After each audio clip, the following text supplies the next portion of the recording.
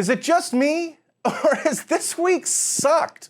We've been inundated with coverage of Jussie Smollett's perceived attempt to start a race war, Governor Ralph Northam doesn't think adults should smoke, and President Trump was once again associated with Adolf Hitler by a dishonest media. All in all, this week showed how little the left cares about you and your freedom.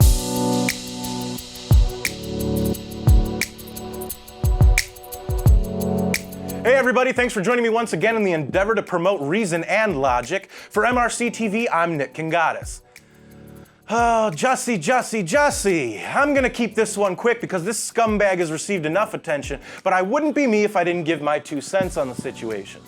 Why is the left so upset that a hate crime didn't happen? I still don't know all of the details. I'm waiting for the final results of all of this. If in fact it's a hoax, of course I would be disappointed. Notice how Waters didn't say that she would be disappointed in Smollett if in fact Smollett's story does turn out to be a hoax. Pay attention to any politician's words because they certainly do. Why is the left upset that a hate crime didn't happen? Because if Smollett's story is proven to be false, and it looks increasingly like that could be the case, the left's attempt to take down a sitting president hits yet another snag. People can hate Trump all they want. That's their right as Americans.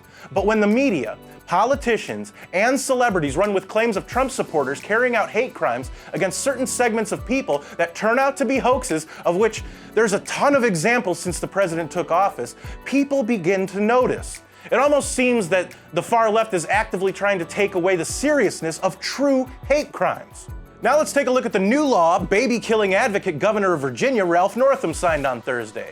Northam signed a bill into law that now bans any person under the age of 21 from buying any tobacco products. Now, some of you might say that this is a good move in the sense that it attempts to protect young adults from engaging in an activity that could harm their health. I say screw that. If you are over 18 years of age, you are legally an adult. You can go to war and you can vote at 18, but you can't make the personal choice to buy a tobacco product? I thought the left was pro-choice. I guess that only applies to the things the left wants to give you access to, like baby killing. It's just another case of government dictating to you how to live your life. And then there's the Washington Post. Democracy dies in darkness. The latest atrocity that WaPo decided to bring us out of the darkness on was an op-ed published by a University of Maryland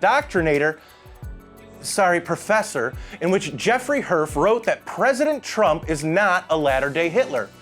Now you might ask, what's wrong with that? That sentence seems dead on. Well, the title of the article, which is the only thing a fair amount of people actually see, was creatively titled, "Emergency Powers Helped Hitler's Rise. Germany has avoided them ever since."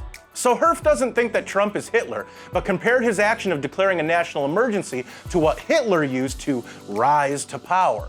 George W. Bush and Barack Obama declared a combined 25 national emergencies during their tenures in the Oval Office, almost half of all the national emergencies ever issued, but I never once heard either of those two in any way compared to Hitler by the media, politicians, and celebrities. The comparison is getting old, and it takes away from the gravity of the heinous atrocities Hitler actually carried out. Trump isn't trying to take away people's right to free speech. Trump isn't trying to take away people's right to keep and bear arms. Trump isn't trying to encourage genocide through the practice of anytime abortions. That's what the left calls for, which seems eerily reminiscent to the National Socialist German Workers' Party, aka the Nazis. That's it for this week, folks. I really appreciate you making it this far in the video, and I'll see you next week. If you like this video, don't forget to share, like, or give it a thumbs up. Subscribe to our YouTube channel and clang that notification bell so you know when MRC-TV comes out with a new video. Like us on Facebook and follow us on Twitter. For MRC-TV, I'm Nick Kangadis.